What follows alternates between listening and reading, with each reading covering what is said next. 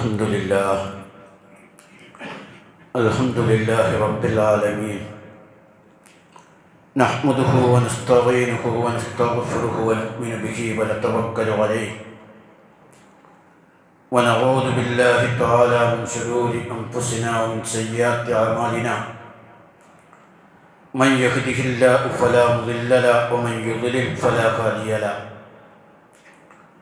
ونشهد أن لا إله إلا الله وحده لا شريك له، ونشهد أن محمدا عبده ورسوله أرسله بالهدى ودين الحق ليظهره على الدين كله ولو كره المشركون. اللهم صل على محمد وعلى آل محمد كما صليت على إبراهيم وعلى آل إبراهيم، وبارك على محمد وعلى آل محمد كما باركت على إبراهيم وعلى آل إبراهيم في العالمين إنك حميد مجيد. أما بعد فإن خير الحديث كتاب الله، وخير الهدي هدي محمد صلى الله عليه وسلم، وشر الأمور محدثاتها وكل محدثة بدعة وكل بدعة ضلالة. أيها الناس، أوصيكم ونفسي أولا بتقوى الله. أعوذ بالله السميع العليم من الشيطان الرجيم. شهد الله أنه لا إله إلا هو والملائكة أولو العلم قائما بالقسط، لا إله إلا هو العزيز الحكيم. صدق الله العظيم. رب اشرح لي صدري ويسر لي أمري واحلل عقدة من لساني يفقهوا قولي. ആദരണീയരായ സഹോദരന്മാരെ, സഹോദരികളെ, അല്ലാഹു സുബ്ഹാനഹു വ തആല നമ്മെല്ലാവരെയും അനുഗ്രഹിക്കുമാറാകട്ടെ. അല്ലാഹുവിൻ്റെ പരിശുദ്ധ ദീനനുസരിച്ച് ജീവിക്കുവാൻ നാം ഓരോരുത്തരെയും ആദ്യമായി വസിയത്ത് ചെയ്തുകൊള്ളുന്നു. കഴിഞ്ഞ ഖുതുബയിൽ ശിർക്കുമായി ബന്ധപ്പെട്ട ചില കാര്യങ്ങളാണ് സൂചിപ്പിച്ചത്. അതുമായി ബന്ധപ്പെട്ട ചില കാര്യങ്ങൾ ഇനിയും പറയുമെന്ന് സൂചിപ്പിച്ചിരുന്നു. ശിർക്ക് കൊടിയ പാപമാണെന്നും ഒരു കാരണവശാലും ശിർക്കിൽ അകപ്പെടരുതെന്നും നാം മനസ്സിലാക്കി. ഏറ്റവും വലിയ മഹാപാപം ശിർക്ക് ചെയ്യലാണ്. ശിർക്ക് ചെയ്ത ആളുകൾക്ക് അല്ലാഹു നരകം നിഷിദ്ധമാക്കിയിട്ടുണ്ട്, അല്ല സ്വർഗം നിഷിദ്ധമാക്കിയിട്ടുണ്ട്. അവരുടെ സങ്കേതം നരകമാണ്. ശിർക്ക് ചെയ്യുന്നവരുടെ പാപങ്ങൾ അല്ലാഹു പൊറുക്കില്ല. ശിർക്ക് ചെയ്യുന്നവർ ആകാശത്ത് നിന്ന് എറിയപ്പെട്ടവരെ പോലെയാണ്. അങ്ങനെ കുറേ സംഗതികൾ നമ്മൾ മനസ്സിലാക്കി. അതുകൊണ്ട് ശിർക്ക് എന്ന് പറയുന്ന തെറ്റ് ചെയ്യാതിരിക്കണമെങ്കിൽ എന്താണ് തൗഹീദ്, എന്താണ് ശരിയായ വിശ്വാസം, ഇത് ശരിക്കും നാം മനസ്സിലാക്കണം. കുറച്ച് ആ വിഷയത്തിൽ ചില സൂക്ഷ്മമായ അറിവുകൾ നമുക്കുണ്ടാകണം. നമ്മുടെ ആദർശം ലാ ഇലാഹ ഇല്ലല്ലാഹ് മുഹമ്മദ് റസൂലുള്ളാഹ് എന്നുള്ളതാണ്. അല്ലാഹുവാണ്, അല്ലാഹു അല്ലാതെ വേറെ ഇലാഹില്ല. മുഹമ്മദ് സല്ലല്ലാഹു അലൈഹി വസല്ലമ തങ്ങളാണ് തങ്ങളുടെ പ്രവാചകൻ. ഇത് അടിയുറച്ച് പ്രഖ്യാപിച്ച ഒരാളാണ് മുസ്ലിമായി തീരുന്നത്.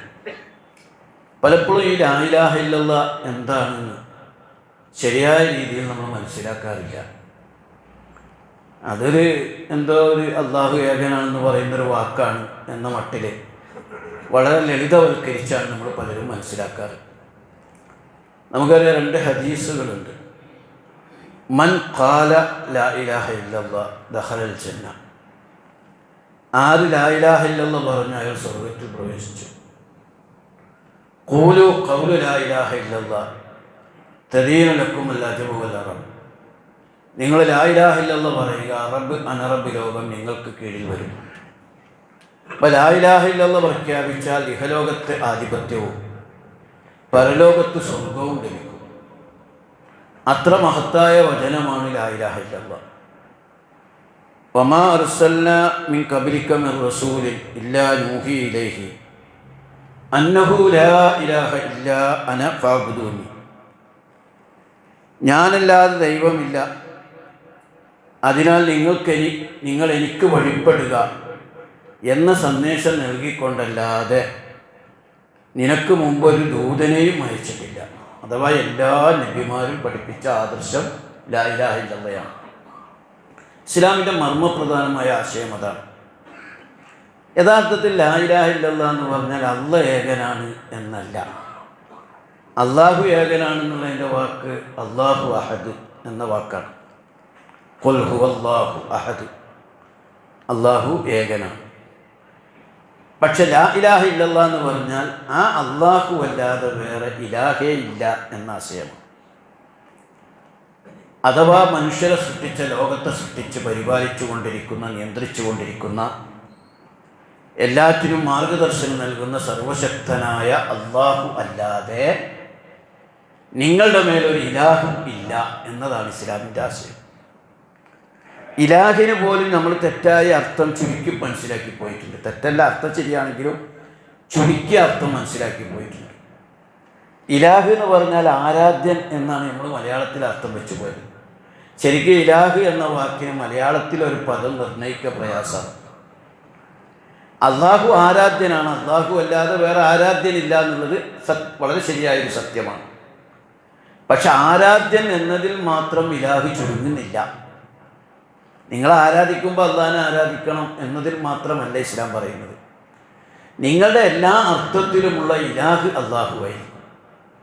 എന്ന് പറഞ്ഞാൽ നിങ്ങൾ എന്ത് ചെയ്യണം, നിങ്ങളെന്ത് ചെയ്യരുത്, നിങ്ങളെന്ത് പറയണം, എന്ത് പറയരുത്, നിങ്ങൾ എന്താകണം, എന്താകരുത്, നിങ്ങൾ എങ്ങനെയായിരിക്കണം എന്ന് തീരുമാനിക്കാനുള്ള അധികാരിക്കാണ് ഇലാഹ് എന്ന് പറയുക. ആ ഇലാഹ് വേറെ ആരുമാകാൻ പാടില്ല, അള്ളാഹു ആയിരിക്കണം. നിങ്ങളെങ്ങനെ ആരാധിക്കണമെന്ന് കൽപ്പിക്കാനുള്ള അധികാരം അള്ളാഹുവിനായിരിക്കണം. നിങ്ങളെങ്ങനെ ജീവിക്കണമെന്ന് പറയാനുള്ള അധികാരം അള്ളാഹുവിനായിരിക്കണം. നിങ്ങളെന്ത് ഭക്ഷിക്കണമെന്ന് പറയാനുള്ള അധികാരം അള്ളാഹുവിനായിരിക്കണം. നിങ്ങളെങ്ങനെ വസ്ത്രം ധരിക്കണമെന്ന് പറയാനുള്ള അധികാരം അള്ളാഹുവിനായിരിക്കണം. നിങ്ങളെങ്ങനെ കുടുംബജീവിതം നയിക്കണമെന്ന് പറയാനുള്ള അധികാരം അള്ളാഹുവിനായിരിക്കണം. നിങ്ങളെങ്ങനെ സമ്പാദിക്കണം, എങ്ങനെ ചെലവഴിക്കണം എന്ന് പറയാനുള്ള അധികാരം അള്ളാഹുവിനായിരിക്കണം. അഥവാ നിങ്ങളുടെ മേലുള്ള പരമാധികാരി, നിങ്ങൾ എന്ത് ചെയ്യണം, എന്ത് ചെയ്യരുത് എന്ന് പറയാനുള്ള അധികാരം അത് നിങ്ങൾക്കില്ല, നിങ്ങളുടെ മാതാപിതാക്കൾക്കില്ല, നാട്ടുകാർക്കില്ല, ഔലിയാക്കന്മാർക്കില്ല, അമ്പിയാക്കന്മാർക്കില്ല, ആർക്കുമില്ല. നിങ്ങളെ പടച്ച അള്ളാഹുവിന് മാത്രം. ഇതാണ് ലാ ഇലാഹ ഇല്ലല്ലാഹയുടെ മർമ്മം. അഥവാ ഞാൻ ലാ ഇലാഹ ഇല്ലല്ലാഹ് എന്ന് പ്രഖ്യാപിച്ചാൽ പിന്നെ എനിക്കൊരു പ്രസക്തിയുമില്ല, പിന്നെ എൻ്റെ കുടുംബത്തിനൊരു പ്രസക്തിയുമില്ല, എൻ്റെ നാട്ടാചാരത്തിനൊരു പ്രസക്തിയുമില്ല, എൻ്റെ മാമൂലുകൾക്കൊരു പ്രസക്തിയുമില്ല. ഞാൻ ലാ ഇലാഹ ഇല്ലല്ലാഹ് പ്രഖ്യാപിച്ചാൽ പിന്നെ ഞാൻ എന്ത് ചെയ്യണം എന്ന് എന്നെ പടച്ച അല്ലാഹു തീരുമാനിക്കും. അതാണ് അതിൻ്റെ ഏറ്റവും പ്രധാന വിഷയം. നബി സല്ലല്ലാഹു അലൈഹി വസല്ലം തങ്ങൾ, നമുക്കറിയാം, പ്രവാചകനെ മക്കക്കാർ ആദ്യഘട്ടത്തിൽ വളരെ സ്നേഹിച്ചിരുന്നു. ഖുറൈശി തറവാട്ടിലാണ്, അബ്ദുള്ളയുടെ മകനാണ്, അബ്ദുൽ മുത്തലിബിൻ്റെ പേരക്കുട്ടിയാണ്, സുന്ദരനാണ്, നല്ല സൽസ്വഭാവിയാണ്. മക്കയെ ബാധിച്ച ഒരു തിന്മയും റസൂലിനെ ബാധിച്ചിട്ടുണ്ടായിരുന്നില്ല. 40 വയസ്സ് വരെ വിശുദ്ധ ജീവിതം നയിച്ച ആളാണ്. മക്കക്കാർക്കിടയിൽ ശണ്ട കൂടി തല്ലുകൂടി യുദ്ധം നടത്തി തീരാവുന്ന ഒരു വിഷയത്തിൽ, ഹജറുൽ അസ്വദ് വെക്കുന്ന വിഷയത്തിൽ മാധ്യസ്ഥം വഹിച്ച ആളാണ്. നല്ല മനുഷ്യനാണ്. ചെറുപ്പകാലത്ത് മക്കക്കാർ ഒരുപാട് അത്ഭുത സിദ്ധികൾ അദ്ദേഹത്തിൽ കണ്ടിട്ടുണ്ട്. മാത്രമല്ല, അദ്ദേഹത്തിൻ്റെ പക്കലാണ് അമാനത്ത് സ്വത്തുക്കളെ ഏൽപ്പിച്ചിരുന്നത്. അത്ര വിശ്വസ്തനാണ്. ഒരിക്കൽ പോലും നുണ പറഞ്ഞിട്ടില്ല, ഒരാളെയും ചതിച്ചിട്ടില്ല. അങ്ങനത്തെ മുഹമ്മദ് റസൂലുള്ളാഹി സ്വല്ലല്ലാഹു അലൈഹി വസല്ലമ തങ്ങൾ മലമുകളിൽ കയറി മക്കക്കാരെയൊക്കെ വിളിച്ചുകൂട്ടി. എല്ലാവരും വന്നു.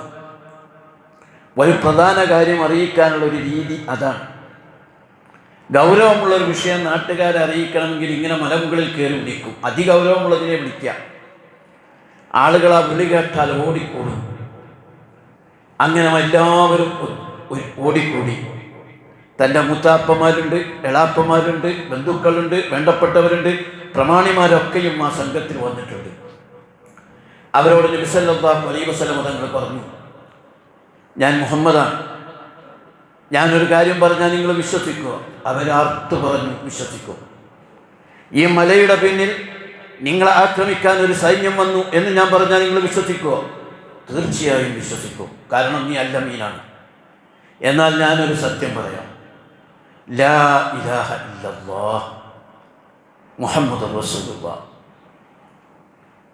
അവരെല്ലാവരും ഒരു നിമിഷം അങ്ങനെ സ്തംഭിച്ചു നിന്നുപോയി.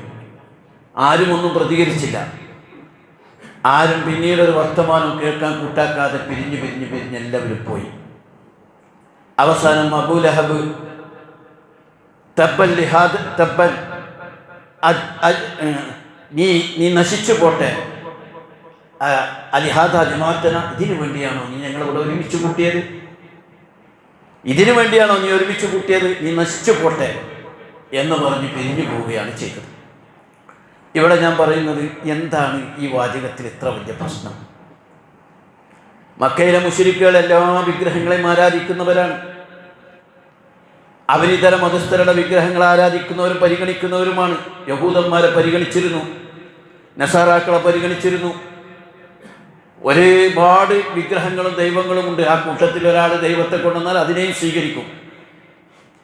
പക്ഷെ നബി സല്ലല്ലാഹു അലൈഹി വസല്ലം ഇവിടെ പറഞ്ഞത്, ഇലാഹ് അല്ലാഹു അല്ലാതെ ഇനി ആരും ആകാൻ പാടില്ല എന്നതാണ്.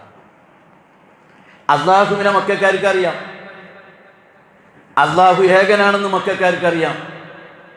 അല്ലാഹു ഏകനല്ല എന്നൊരിക്കൽ പോലും മക്കക്കാർ പറഞ്ഞിട്ടില്ല. അല്ലാഹു എന്ന പദത്തിന് ബഹുവചനമില്ല. ആ മക്കക്കാരോട് ഏതൊറക്കത്തിൽ നിന്ന് ഉണർത്തി വിളിച്ച് അവരോട് ചോദിക്കുകയാണ്, ആരാ ജീവിപ്പിക്കുന്നത്? അവരുറക്കത്തിൽ എണീറ്റ് പറയും അല്ലാഹു. ആരാണ് ആകാശഭൂമികളെ സൃഷ്ടിച്ചത് എന്ന് മക്കക്കാരോട് ചോദിച്ചാൽ, വലഇൻ സഅൽതഹും മൻ ഖലഖസ് സമാവാതി വൽ അർള ലയഖൂലന്ന അല്ലാഹ്. അവർ പറയും തീർച്ചയായും അല്ലാഹയാണ് ആകാശഭൂമികളെ സൃഷ്ടിച്ചത്. ആരാണ് ജീവിപ്പിക്കുകയും മരിപ്പിക്കുകയും ചെയ്യുന്നത് ചോദിച്ചാൽ മക്ക മുശ്രിക്കുകൾ പറയും അല്ലാഹു. അങ്ങനെ ഏത് വിഷയം ചോദിച്ചാലും അവർ പറയും ലയഖൂലന്ന അല്ലാഹ്. ഖുർആൻ തന്നെ പറയുന്നുണ്ട്, അവർ പറയും അല്ലാഹു എന്നാണ്. നമ്മൾ ചിലരും തെറ്റിദ്ധരിച്ചിട്ടുണ്ട്, അവർ കുറേ അള്ളമാരെ, അള്ളാഹു കുറേ ഉണ്ടെന്നൊന്നും അവർ വിശ്വസിച്ചിട്ടില്ല. അള്ളാഹ് ഏകനാണെന്നാണ് അവർ വിശ്വസിച്ചത്. പക്ഷേ ആ അള്ളാഹു മാത്രം പോരാ, വേറെയും ഇലാഹുകൾ വേണമെന്നാണ് അവരുടെ കാഴ്ചപ്പാട്. ഇസ്ലാം ഇവിടെ പറയുന്ന പ്രധാന കാര്യം ഉറക്കം തൂങ്ങാതെ മനസ്സിലാക്കണം. ഇസ്ലാം ഇവിടെ പറഞ്ഞ കാര്യം, ആ അള്ളാഹു ഇല്ലേ, ആകാശഭൂമികളെ സൃഷ്ടിച്ച അല്ലാഹ്, മനുഷ്യരെ സൃഷ്ടിച്ച അല്ലാഹ്, മഴ വർഷിപ്പിക്കുന്ന അല്ലാഹു, സൂര്യനെ ഉദിപ്പിക്കുന്ന അല്ലാഹു, നിങ്ങളെ പടച്ച അല്ലാഹു, നിങ്ങൾക്ക് കണ്ണും കയ്യും കാലും കാതും മൂക്കും തന്ന അല്ലാഹു, ആ അല്ലാഹു മാത്രമായിരിക്കണം ഇനി നിങ്ങളുടെ മേലുള്ള ഇലാഹ്. നിങ്ങൾ എന്ത് ചെയ്യണമെന്ന് പറയാനുള്ള അധികാരം ഇനി അല്ലാഹ്ക്ക് മാത്രമേ പാടുള്ളൂ. ഇത് വിഷയം ഗൗരവമുള്ളതാണ്. അതിൻ്റെ ആശയം മനസ്സിലാക്കിയതുകൊണ്ടാണ് അബൂലഹബ് അടക്കം എല്ലാവരും പിരിഞ്ഞു പോയത്. കാരണം ലാ ഇലാഹ ഇല്ലല്ലാഹ് എന്ന് പ്രഖ്യാപിച്ചു കഴിഞ്ഞാൽ പിന്നെ എനിക്ക് അല്ല പറഞ്ഞ പോലെ അല്ലാതെ ജീവിക്കാൻ പറ്റൂല. അതിന് പ്രത്യേകം വേറൊരു ശക്തിനെ ആരാധിക്കണമെന്നൊന്നുമില്ല. ഞാനൊരു ഉദാഹരണം പറയാം. ഒരാൾ വിചാരിക്കുകയാണ്, ഞാൻ എൻ്റെ ഇഷ്ടത്തിന് ജീവിക്കും, എന്ത് ചെയ്യണം എന്ത് ചെയ്യരുത് എന്ന് ഞാൻ തന്നെ തീരുമാനിക്കും, ശരി തെറ്റുകൾ ഞാൻ തീരുമാനിക്കും എന്നൊരാൾ തീരുമാനിച്ചാൽ അയാളെ ഇലാഹാക്കി. അതിന് അയാളെ ആരാധിക്കണമെന്നില്ല, അയാളെ പൂജിക്കണമെന്നില്ല, അയാളുടെ വിഗ്രഹം ഉണ്ടാക്കണമെന്നില്ല.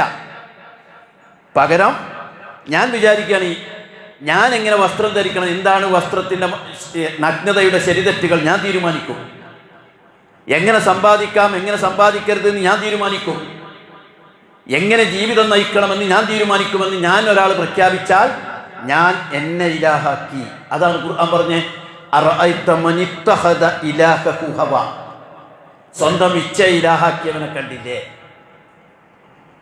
ഒരാൾ പറയാണ്, ഞാൻ നാട്ടാചാരം അനുസരിച്ചാണ് ജീവിക്കുക, അയാൾ നാട്ടാചാരത്തെ ഇലാഹാക്കി. ഒരാൾ വേറെ ഏതെങ്കിലും ഷേഖിനെയോ ഏതെങ്കിലും മഹാനെയോ അടിസ്ഥാനമാക്കിയിട്ടാണ് ജീവിക്കുന്നതെങ്കിൽ അയാളെ ഇലാഹാക്കി. ഇസ്ലാം പറയുന്നത് ആരെയും ഇലാഹാക്കരുത് അല്ലാഹുവിനെ അല്ലാതെ. ലാ ഇലാഹ ഇല്ലല്ലയുടെ പ്രത്യേകത നിങ്ങൾ ശ്രദ്ധിച്ചിട്ടുണ്ടാവും. അള്ളാഹു ഇലാഹാണ് എന്നല്ല വാക്ക്, അള്ളാഹു ഇലാഹാണ് എന്നല്ല വാക്ക്, അള്ളാഹു മാത്രമാണ് ഇലാഹ് എന്നുമല്ല വാക്ക്, അള്ളാഹു അല്ലാതെ വേറെ ഇലാഹില്ല എന്നതാണ് വാക്ക്. ലാ ഇലാഹ എന്നുള്ള മറ്റെല്ലാ ഇലാഹുകളെയും നിഷേധിക്കുകയാണ്, എന്നിട്ട് അള്ളാഹ് മാത്രമാണ് ഇലാഹ് എന്ന് സ്ഥാപിക്കുകയാണ്. അതുകൊണ്ട് നമ്മൾ മനസ്സിലാക്കണം, ഈ ലാ ഇലാഹ ഇല്ലല്ലാഹ് ശരിയായ രൂപത്തിൽ ഒരാൾ പ്രഖ്യാപിക്കണം, അപ്പോഴാണ് ഒരാൾ മുസ്ലിം ആകുന്നത്. ഉമർ റളിയല്ലാഹു അൻഹു ലാ ഇലാഹ ഇല്ലല്ലാഹ് പ്രഖ്യാപിച്ച് മുസ്ലിമായി നമുക്കറിയാം.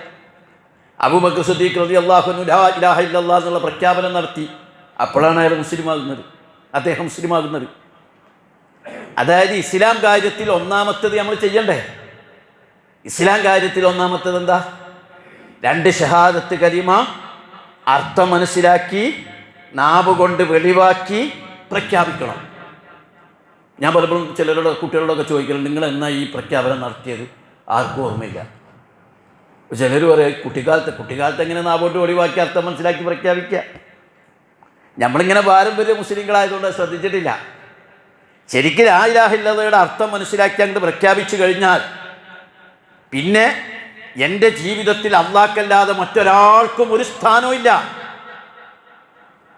അതിനല്ല പറഞ്ഞ ന്യായം, നിങ്ങളെ സൃഷ്ടിച്ചത് അല്ലാഹുവാണ്, നിങ്ങൾക്ക് വേണ്ടതൊക്കെ തന്നത് അല്ലാഹുവാണ്, നിങ്ങളെ നിയന്ത്രിച്ചു കൊണ്ടിരിക്കുന്നത് അല്ലാഹുവാണ്, നിങ്ങൾക്ക് വേണ്ട സംവിധാനം ഒരുക്കി തരുന്നത് അല്ലാഹുവാണ്. അതുകൊണ്ട് ഇലാഹാകാൻ അർഹൻ അല്ലാഹ് മാത്രമാണ്. നിങ്ങളുടെ കണ്ണുകൊണ്ട് എന്ത് കാണണമെന്ന് തീരുമാനിച്ച് പറയാനുള്ള അധികാരം അല്ലാഹ്ക്കാണ്. കാരണം നിങ്ങൾക്ക് കണ്ണ് തന്നത് അല്ലാഹയാണ്. ഈ കണ്ണിൻ്റെ ഉടമസ്ഥൻ ഞാനല്ലല്ലോ, ഞാൻ ഉണ്ടാക്കിയ കണ്ണല്ല. എൻ്റെ കണ്ണെന്നൊക്കെ പറഞ്ഞ് വെറുതെ പറച്ചില്ല. യഥാർത്ഥത്തിൽ എനിക്ക് കണ്ണുണ്ടാക്കാൻ അറിയില്ല, എൻ്റെ മാതാപിതാക്കളിൽ ഇരുന്നുണ്ടാക്കിയ കണ്ണുമല്ല. എൻ്റെ ജനനത്തിൽ അല്ലാഹ് അവരെ ജനനത്തിൽ അവരെ ഭാഗവാക്കാക്കിയിട്ടുണ്ടെങ്കിലും എനിക്ക് കണ്ണുണ്ടോ, മൂക്കുണ്ടോ, കാതുണ്ടോ, ഹൃദയമുണ്ടോ, കിഡ്നി ഉണ്ടോ, നെഫ്രോൺ ഉണ്ടോ എന്നൊന്നും ആ മാതാപിതാക്കൾക്ക് അറിയില്ല. ജനിച്ച് പുറത്ത് വരുന്നവരെ മാതാവിൻ്റെ ഗർഭപാത്രത്തിൽ ഞാനെങ്ങനെ വളരുന്നു എന്ന് അവരറിഞ്ഞിട്ടില്ല. അഥവാ എൻ്റെ കണ്ണും കയ്യും കാലും കാതും മൂക്കും എനിക്ക് തന്നത് എൻ്റെ അല്ലാഹ് മാത്രമാണ്. ലോകത്തൊരാളും ഈ കണ്ണിൻ്റെ മേൽ അവകാശവാദം ഉന്നയിച്ചു വന്നിട്ടില്ല. അതുകൊണ്ട് ലോകത്തൊരാൾക്കും ഞാൻ എന്ത് കാണണം എന്ത് കാണരുത് എന്ന് എന്നോട് പറയാനുള്ള അധികാരമില്ല, എനിക്കുമില്ല. ഞാനുണ്ടാക്കിയ കണ്ണല്ല എൻ്റെ കണ്ണ്.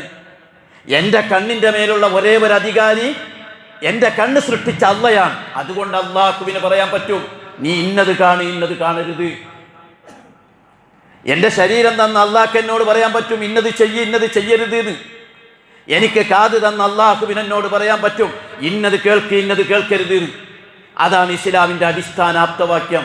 അലാ ലഹുൽ ഖൽഖു വൽ അംർ. അലാ അറിയണം, ലഹുൽ ഖൽഖ് സൃഷ്ടിപ്പിൻ്റെ അധികാരം അല്ലാഹുവിനാണ്. വൽ അംർ തീർന്നില്ല, സൃഷ്ടിച്ചത് അല്ലാഹയാണെങ്കിൽ ആ സൃഷ്ടികളോട് കൽപ്പിക്കാനുമുള്ള അധികാരം അല്ലാഹുവിനാണ്. ആ സൃഷ്ടികളോട് എന്ത് കൽപ്പിക്കണമെന്ന് പറയാനുള്ള അധികാരവും അല്ലാഹുവിനാണ്. അപ്പം ഈ അർത്ഥത്തിൽ ഇങ്ങനെ നമ്മൾ കാര്യങ്ങൾ മനസ്സിലാക്കണം. ഞാൻ അല്ലാഹുവിൻ്റെ പൂർണ്ണ അടിമയായിട്ട് മനസ്സിലാക്കണം. അങ്ങനെ അതുമാണ് ലാ ഇലാഹ ഇല്ലല്ലാഹ്. അങ്ങനെ വരുമ്പോൾ ഒരാൾ അല്ലാഹുവിനെ ഇലാഹായി ഒരു ശക്തി ഇലാഹാകണമെങ്കിൽ 4-5 കാര്യങ്ങൾ വേണം. അതല്ലാത്ത ഒരു ശക്തിക്കും ഇലാഹാകാനുള്ള യോഗ്യതയില്ല. ഇലാഹാകുക എന്ന് പറഞ്ഞാൽ ഒരാൾ പറയാണ്, ഞാൻ ഇന്ന മഹാനെ ഞാൻ അംഗീകരിച്ച് അയാൾ പറഞ്ഞ പോലെ ഞാൻ ജീവിക്കുക എന്ന് പറഞ്ഞാൽ അയാളെ ഇലാഹാക്കുക. പക്ഷെ ആ മഹാൻ ഇലാഹാക്കണമെങ്കിൽ ആ ഇലാഹിന് ആ മഹാന് ഈ 5 ഗുണങ്ങൾ വേണം. അതിലൊന്നാമത്തത് ശരിക്കും മനസ്സിലാക്കണം. ഒന്നാമത്തത് ഇലാഹ് സ്രഷ്ടാവായിരിക്കണം. ഇലാഹ് സ്രഷ്ടാവായിരിക്കണം, സൃഷ്ടിച്ച ആളായിരിക്കണം. സൃഷ്ടിക്കാത്ത ആൾക്ക് എങ്ങനെ ഒരാളെ മേൽ അധികാരം പറയാൻ പറ്റുക? വല്ലദീന യദഊന മിൻ ദൂനില്ലാഹ് ലാ യഖ്ലുഖൂന ശൈഅൻ വഹും യുഖ്ലഖൂൻ. പക്ഷേ സൃഷ്ടിച്ചത് അല്ലാഹ് മാത്രമല്ലേ. വല്ലദീന യദഊന മിൻ ദൂനില്ലാഹ്, അല്ലാഹുവിനെ കൂടാതെ നിങ്ങൾ വിളിച്ച് പ്രാർത്ഥിക്കുന്ന ശക്തികളുണ്ടല്ലോ, ലാ യഖ്ലുഖൂന ശൈഅ, അവരൊന്നും സൃഷ്ടിച്ചിട്ടില്ല. വഹും യുഖ്ലഖൂൻ, അവർ സൃഷ്ടിക്കപ്പെട്ടവരാണ്. ഏത് മനുഷ്യനും സൃഷ്ടിക്കപ്പെട്ട ആളല്ല, അയാൾ സ്വയം ഒന്നും ഉണ്ടാക്കിയിട്ടില്ല. ലം യഖ്ലുഖു ദുബാബ, ഒരു ഈച്ചയെ കൊതുകിനെ പോലും അവർ സൃഷ്ടിച്ചിട്ടില്ല. സൃഷ്ടിച്ചതാരാ? അല്ലല്ലേ. സൃഷ്ടിക്കാത്ത ഒരു ശക്തിക്ക് സൃഷ്ടികളുടെ മേൽ അധികാരം പറയാൻ എന്താ അധികാരം? അംവാത്തുൻ ഗൈറ അഹ്യാ വമാ യശ്ഉറൂന അയ്യാന യുബ്അസൂൻ. ആ സൃഷ്ടാവല്ലാത്തവരൊക്കെ അംവാത്ത് മൃതശരീരങ്ങളാണ്, ഗൈറ അഹ്യാ ജീവനില്ലാത്തവരാണ്, വമാ യശ്ഉറൂന അയ്യാന യുബ്അസൂൻ ഉയർത്തെഴുന്നേൽപ്പിക്കപ്പെടുക എപ്പോഴാണെന്ന് പോലും അറിയാത്തവരാണ്. അല്ലെ, ഔലിയാക്കന്മാരായാലും നബിമാരായാലും അമ്പിയാക്കന്മാരായാലും അതേപോലെ തന്നെ റസൂലായാലും ഷെയ്ഖായാലും ഏത് മഹാനാണെങ്കിലും ഏത് വലിയ ആളുകളാണെങ്കിലും ഒക്കെ മരിച്ചു പോണ ഒരു അംവാത്ത് ഗൈറ അഹ്യാ ജീവനില്ലാത്തവരാ. വമാ യശ്ഉറൂന അയ്യാന യുബ്അസൂൻ എപ്പോഴാ മരിച്ചാ പുനരുജ്ജീവിപ്പിക്കാന്ന് പോലും അവരാർക്കും അറിയില്ല. അവർക്കെങ്ങനെ ഇലാഹാകാൻ പറ്റും? അല്ലാഹ് ചോദിക്കണതാ.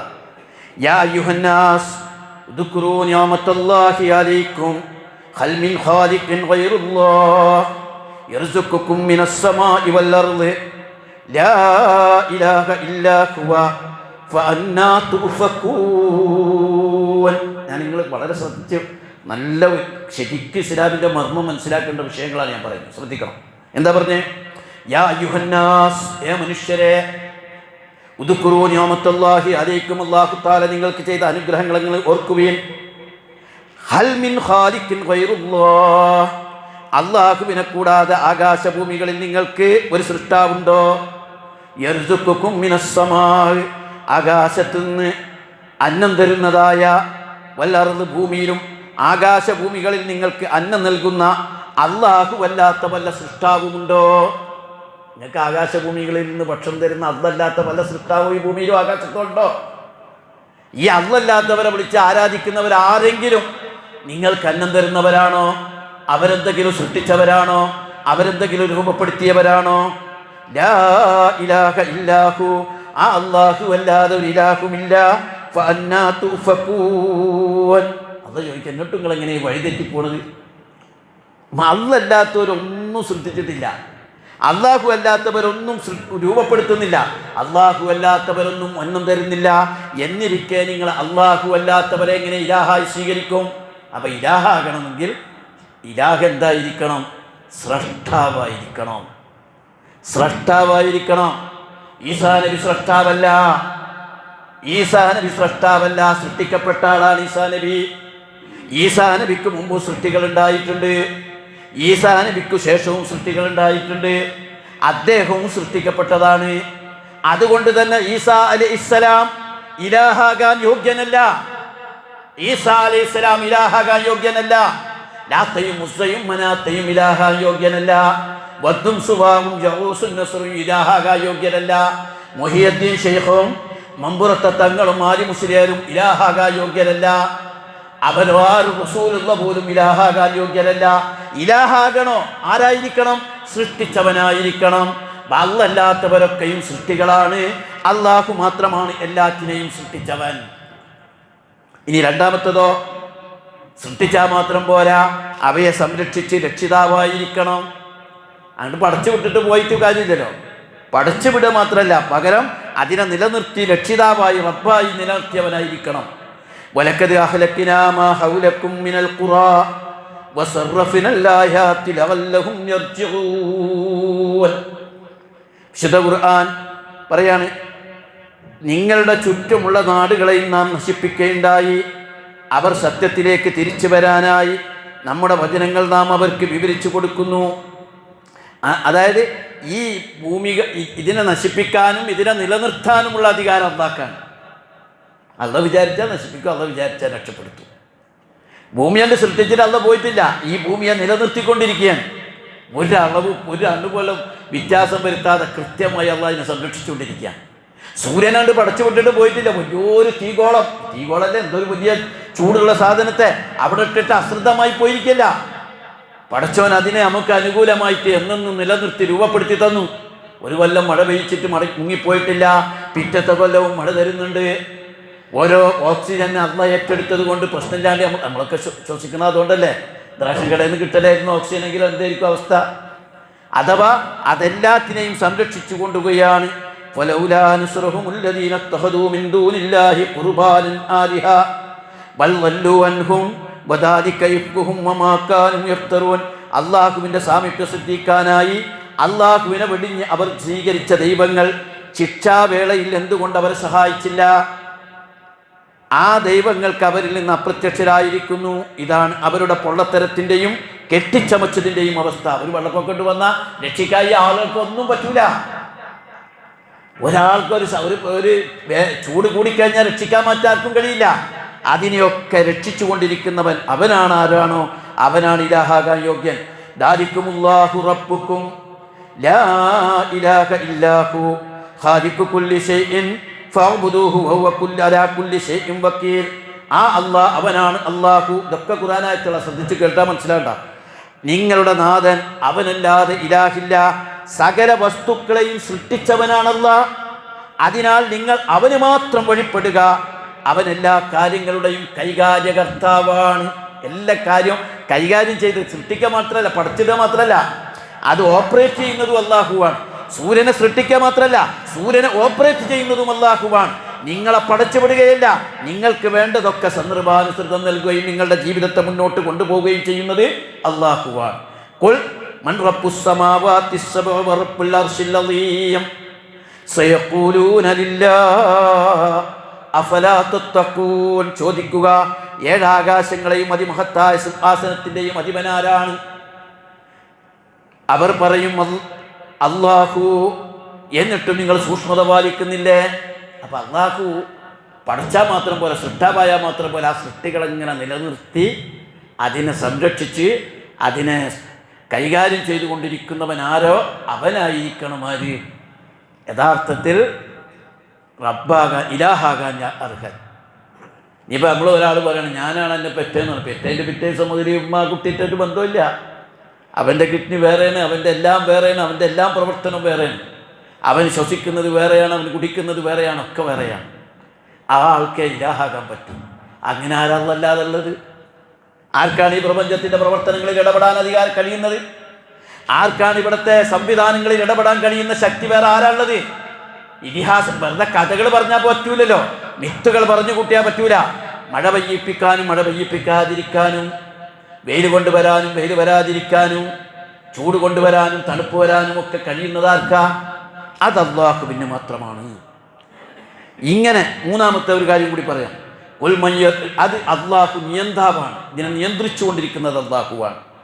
ഖുൽ മൻ യർസുഖുകും മിനസ് സമാഇ വൽ അർദ് അമ്മൻ യംലികുസ് സമഅ വൽ അബ്സാർ വമൻ യുഖ്രിജുൽ ഹയ്യ മിനൽ മയ്യിത്തി വയുഖ്രിജുൽ മയ്യിത്ത മിനൽ ഹയ്യി വമൻ യുദബ്ബിറുൽ അംർ സയഖൂലൂന അല്ലാഹ് ഫഖുൽ അഫലാ തത്തഖൂൻ. അവിടെ വളരെ കൃത്യമായി മനസ്സിലാക്കുക. ചോദിക്കുക, ആകാശഭൂമികളിൽ നിന്ന് നിങ്ങൾക്ക് അന്നം നൽകുന്നത് ആരാണ്? ആരാങ്ങൾക്ക് ഭക്ഷണം? നമ്മളെന്താ പറ്റുന്ന ഒരു തേങ്ങ കുഴിച്ചിരുന്ന് തെങ്ങുമെന്ന് ഇഷ്ടം പോലെ തേങ്ങ ഉണ്ട്. ഇത് നമ്മളെ സിസ്റ്റ. ആരങ്ങൾക്ക് അന്നം തരുന്നത്? വേറെ ആരെങ്കിലും തരൂ അന്നം? നിങ്ങൾക്ക് കേൾവിയും കാഴ്ചയും ആരുടെ അധീനത്തിലാണ്? അല്ലേ? നമ്മൾ ഈ കേൾവി കാഴ്ച എന്നൊക്കെ പറഞ്ഞതിനെ കുറിച്ച് തന്നെ ഒരുപാട് ചിന്തിച്ചാൽ മനസ്സിലാവും. അപ്പോൾ വളരെ ചെറിയ കാര്യങ്ങൾ നമുക്ക് കാണാൻ കഴിയില്ല. അതേപോലെ വളരെ ചെറിയ ശബ്ദവും നമുക്ക് കേൾക്കാൻ കഴിയില്ല, വളരെ വലിയ ശബ്ദവും നമുക്ക് കേൾക്കാൻ കഴിയില്ല. ചെറിയ വസ്തുക്കളെ നമുക്ക് കാണാൻ കഴിഞ്ഞിരുന്നെങ്കിൽ ജീവിക്കാൻ പറ്റില്ല എന്നാണ് പറഞ്ഞത്. നമ്മുടെ ഒരു കുഞ്ഞിൻ്റെയോ ഇണയുടെയോ മുഖത്തൊരു ഉമ്മ കൊടുക്കാൻ കഴിയില്ല. കാരണം ലക്ഷക്കണക്കിന് സൂക്ഷ്മജീവികളായിരിക്കും നമ്മുടെയൊക്കെ ഈ കവളത്തുള്ളതെന്ന് പറഞ്ഞു. നമുക്ക് കാണാൻ പറ്റാത്തതുകൊണ്ട് സുഖമായിട്ട് നമ്മൾ കുഞ്ഞിന് ഉമ്മ കൊടുക്കും. നമ്മളൊരാൾക്ക് ഷെയ്ക്കൻഡ് കൊടുക്കാൻ കഴിയില്ല. ഈ കൈയിൻ്റെ പുറത്തും ഇവിടെയൊക്കെ അതിസൂക്ഷ്മജീവികൾ, അതിൻ്റെ വലിയ ചിത്രം വലുതാക്കി കണ്ടാൽ നമുക്ക് പേടി തോന്നും. അല്ലാഹു ആ കാഴ്ചകളെ നിയന്ത്രിച്ചിരിക്കുകയാണ്. പല ശബ്ദങ്ങളും നമുക്ക് കേൾക്കാൻ കഴിയാത്തത് വലിയ ഭാഗ്യമാണ്. ചിലതോ അതിഭയങ്കരമായ ശബ്ദവും നമുക്ക് കേൾക്കാൻ കഴിയുന്നില്ല. നിങ്ങളുടെ കാഴ്ചയും കേൾവിയൊക്കെ കൃത്യമായ രൂപത്തിൽ സംവിധാനിച്ചതാരാ? ഇപ്പം തന്നെ നമ്മളെ ശബ്ദം ഭയങ്കര ശബ്ദമായിട്ട് നമുക്ക് പറ്റൂലായിരുന്നല്ലോ, കേൾക്കാൻ പറ്റിയില്ലായിരുന്നല്ലോ. അള്ളാഹ് ചോദിക്കണം, വമൻ യുഖ്രിജുൽ മയ്യിത്ത മിനൽ ഹയ്യ് വമൻ യുഖ്രിജുൽ മയ്യിത്ത മിനൽ ഹയ്യ്. ആരാണ് ഹയ്യ് മിനൽ മയ്യിത്ത്? ജീവനുള്ളതിൽ നിന്ന് ജീവനില്ലാത്തതിനെയും ജീവനില്ലാത്തതിൽ നിന്ന് ജീവനുള്ളതിനെയും സൃഷ്ടിക്കുന്നത് ആരാ? ജീവനുള്ള തെങ്ങിൽ നിന്ന് ജീവനില്ലാത്ത തേങ്ങ, ആ ജീവനില്ലാത്ത തേങ്ങയിൽ നിന്ന് ജീവനുള്ള തെങ്ങ്, ഇതൊക്കെ സെറ്റ് ചെയ്തത് ആരാ? വമൻ യുദബ്ബിറുൽ അംർ, കാര്യങ്ങളെ നിയന്ത്രിക്കുന്നത് ആരാ? ഇത് വളരെ പ്രധാനപ്പെട്ടതാണ്. വിശുദ്ധ ഖുർആൻ വളരെ കൃത്യമായി നമ്മളോട് ചോദിക്കാം, വമൻ യുദബ്ബിറുൽ അംറ, പ്രപഞ്ചത്തിന്റെ കാര്യങ്ങളെ നിയന്ത്രിച്ചു കൊണ്ടിരിക്കുന്നത് ആരാ? സയഖൂലൂന അല്ലാഹ്, അല്ലാഹുവാണെന്ന് അവർ പറയും. എന്നിട്ട് ഇങ്ങനെ ഖുർആൻ പറഞ്ഞിട്ടാണ് നമ്മൾ മുദബ്ബിറുൽ ആലം വേറെ മഹാന്മാരാണെന്ന് പറഞ്ഞത്. എന്തൊരു പൊട്ടത്തരം, എന്തൊരു അബദ്ധം, എന്തുമാത്രം ശിർക്ക. അല്ലാഹു അല്ലാതെ ആർക്കാ ഈ പ്രപഞ്ചത്തെ നിയന്ത്രിക്കാൻ അധികാരം? ആർക്കാ കഴിയുക? ഈ പ്രപഞ്ചത്തിന്റെ ഒരു ചലനത്തിൽ പോലും ഇടപെടാൻ ആർക്ക് പറ്റും? ആർക്ക് പറ്റും? ഒന്നിനും പറ്റൂലല്ലോ. എന്നിരിക്കെ മുദബ്ബിറുൽ ആലം എന്ന് പറഞ്ഞാൽ ലോകത്തെ നിയന്ത്രിക്കുന്നവൻ. അതാരാ? യുദബ്ബിറുൽ അംറ, കാര്യങ്ങളെ മുഴുവൻ നിയന്ത്രിക്കുന്നത് അല്ലാഹുവാണ്. അത് ആ നിയന്ത്രിക്കുന്നവൻ അല്ലാഹുവാണ്. എന്നിട്ടും അവർ പറയുന്നു, ഇതാണ് നമ്മൾ സാധാരണ സൂറത്തുൽ കഹ്ഫിൽ പഠിച്ചിട്ടില്ല, സൂറത്ത് സജദയിൽ പഠിക്കുന്നില്ലേ? യുദബ്ബിറുൽ അംറ മിനസ് സമാഇ ഇലൽ അർളി സുമ്മ യഖ്റുജു ഇലൈഹി ഫീ യൗമിൻ കാന മിഖ്ദാറുഹു അൽഫ സനത്തിൻ മിമ്മാ തഖുത്തൂൻ. ആകാശം മുതൽ ഭൂമി വരെ സകല സംഗതികളെയും നിയന്ത്രിക്കുന്നത് അല്ലാഹുവാണ്. ആകാശം മുതൽ ഭൂമി വരെ സകല സംഗതികളെയും നിയന്ത്രിക്കുന്നവൻ അല്ലാഹു തആല മാത്രമാണ്. പിന്നെ ആർക്കായാലും ഇടപെടാൻ കഴിയാം? നമുക്ക് അറിഞ്ഞൂടെ, ആർക്കൊന്നും പറ്റൂലെന്ന്. സൂര്യനുടെ അടുത്ത് വന്നാൽ പോയി കയറ്റി നിർത്താൻ നമ്മൾക്ക് ആർക്ക് പറ്റും? ഈ ഘടനയിൽ ആർക്ക് ഇടപെടാൻ കഴിയും? വല്ലാതെങ്ങ് മഴ വന്നാൽ എന്ത് ചെയ്യാൻ പറ്റും? വല്ലാതെങ്ങ് ചൂട് വന്നാൽ എന്ത് ചെയ്യാൻ പറ്റും? ഒരു അഗ്നിപർവ്വതം പൊട്ടിയൊലിച്ചാൽ എന്ത് ചെയ്യാൻ പറ്റും? ആർക്കും ഈ പ്രപഞ്ചത്തിൻ്റെ നിയന്ത്രണത്തിൽ ഇടപെടാൻ പറ്റുന്നില്ല. എന്നിരിക്കെ അവർക്കൊന്നും ഇലാഹാകാൻ യോഗ്യതയില്ല. ഇതൊക്കെ ചെയ്യുന്നത് യഥാർത്ഥത്തിൽ അല്ലാഹു തആല മാത്രമാണ് എന്നാണ് ഇവിടെ വിശുദ്ധ ഖുർആൻ വിശദീകരിക്കുന്നത്. തീരുന്നില്ല, ഇതിൻ്റെ തുടർച്ചയായിട്ട് കുറേ കാര്യങ്ങൾ ഇത് നമ്മൾ ശരിക്കും പഠിച്ച് മനസ്സിലാക്കി ഈമാൻ യഖീനാക്കി തീർക്കണം. നമ്മൾ ആദർശം ഉറപ്പിച്ചിരിക്കണം. ബാക്കി തെറ്റുകളൊക്കെ അല്ലാഹു പുറത്ത് തരും. പക്ഷെ ഒരിക്കലും തൗഹീദിൽ നിന്ന് വ്യതിചലിക്കാൻ പാടില്ല. തൗഹീദ് എന്ന് പറഞ്ഞാൽ ആകെ ആരാധനയിൽ മാത്രമുള്ള തൗഹീദും പോരാ, എല്ലാ അർത്ഥത്തിലും എനിക്കെൻ്റെ റബ്ബ് അള്ളയാണ്. ആ അള്ളാഹുവിൻ്റെ പരമാധികാരത്തെ വിശ്വസിക്കണം. ഒരാൾ നിസ്കാരം മുഴുവൻ അള്ളാഹ്ക്ക്, എന്നിട്ട് വേണ്ടാത്ത വിചാരിച്ചാൽ പോയില്ല കാര്യം. നിസ്കാരം, നോമ്പ്, സക്കാത്ത്, ഹജ്ജൊക്കെ അള്ളാഹ്ക്ക് മാത്രം കൊടുക്കുന്ന ഒരാൾ ഈ ലോകത്തെ നിയന്ത്രിക്കുന്നത് ഏതോ ഷെയ്ഖാണെന്ന് വിചാരിച്ചാൽ പോയി. നിസ്കാരം പോയി, നോമ്പ് പോയി, സക്കാത്ത് പോയി, എല്ലാം പോയി. കാരണം എല്ലാ ആരാധനയും അള്ളാഹ്ക്ക് കൊടുത്തിട്ട് ഈ പ്രപഞ്ചത്തിൻ്റെ അധികാരത്തിൽ അള്ളാഹ്ക്ക് പങ്കിട്ടെന്ന് വിശ്വസിച്ചാൽ ആർക്കും ആലോചിച്ചൂടെ? അത് അബദ്ധമാണ്, അത് തെറ്റാണ്, ആരോ നമ്മളെ പറ്റിച്ചതാണ്. അത് പറഞ്ഞിട്ട് പകരം നമ്മൾ മനസ്സിലാക്കണം, അതിൻ്റെ അധികാരം അള്ളാഹുവിനാണ്. ഒരാൾ എല്ലാ കാര്യം ചെയ്യും, പക്ഷേ എൻ്റെ കുടുംബജീവിതം ഞാൻ എൻ്റെ ഇഷ്ടത്തിന് വിചാരിച്ചു കഴിഞ്ഞാൽ പോയില്ലേ, അത് അള്ളാഹുവിനെ അവിടെ അവഗണിക്കുകയാണ്. ഈ അർത്ഥത്തിലൊക്കെ അള്ളാഹുവിനെ അള്ളാഹ് മാത്രമാണെന്ന് വിചാരിക്കലാണ്, അള്ളാഹ് ഏകനാണെന്ന് അംഗീകരിക്കലാണ് ശരിയായ തൗഹീദ്. ആ തൗഹീദിൽ നിന്ന് വ്യതിചലിക്കുമ്പോൾ ഷിർക്കിൽ അകപ്പെടിക്കും. ഇനിയും വിഷയങ്ങളുണ്ട്. ഇതൊക്കെ വന്നു കഴിഞ്ഞാൽ പിന്നെ നമ്മുടെ ജീവിതത്തിൻ്റെ ഓരോ വിഷയത്തിലും എങ്ങനെ ഇടപെടുന്നു എന്ന് ഇൻഷാ അല്ലാഹ് ഇനിയുള്ള ഖുത്ബകളിൽ ഞാൻ പറയാം. ശ്രദ്ധിച്ച് മനസ്സിലാക്കുകയാണ് ഈ കാര്യങ്ങൾ നമുക്ക് ഉൾക്കൊള്ളാൻ കഴിയും. അങ്ങനെ ശുദ്ധമായ തൗഹീദോട് കൂടി ഷിർക്കിൽ പഠിക്കാതെ അള്ളാഹുവിനെ ശരിയായ രൂപത്തിൽ മനസ്സിലാക്കി മാരിഫത്തുള്ള ഇസ്ലാമിൻ്റെ മർമ്മം അള്ളാഹിനെ ശരിക്കും മനസ്സിലാക്കുക എന്നുള്ളതാണ്. അള്ളാഹുവിനെ അറിയുക, പടച്ചോനേറ്റ് നല്ല ബന്ധമുണ്ടാവുക. ഇതൊക്കെ തന്നെയാണ് ഈ ആയത്തുൽ കുർസിയിലൊക്കെ ഉള്ളത്. ആ ആയത്തുൽ കുർസിയിലൊക്കെ ഇതൊക്കെ അള്ളാഹു മാത്രം, അള്ളാഹു ലാ ഇലാഹ ഇല്ലാഹു വൽ ഹയ്യുൽ ഖയ്യൂം എന്ന് പറഞ്ഞതൊക്കെ ഞാൻ പിന്നീട് വിശദീകരിക്കാം. അങ്ങനെ നമ്മൾ അതിനെ മനസ്സിലാക്കണം. അങ്ങനെ ഒരിക്കലും ശിർക്കിലും ബിദ്അത്തിലും വന്ന് പതിക്കാത്തൊരു സംഘമായിട്ട് നമുക്ക് മാറാൻ കഴിയണം. അല്ലാഹു സുബ്ഹാനഹു വ തആല അതിന് നമുക്ക് തൗഫീഖ് നൽകുമാറാകട്ടെ. ഖുൽ ഖൗലി ഹാദാ അസ്തഗ്ഫിറുല്ലാഹി ലി വലക്കും.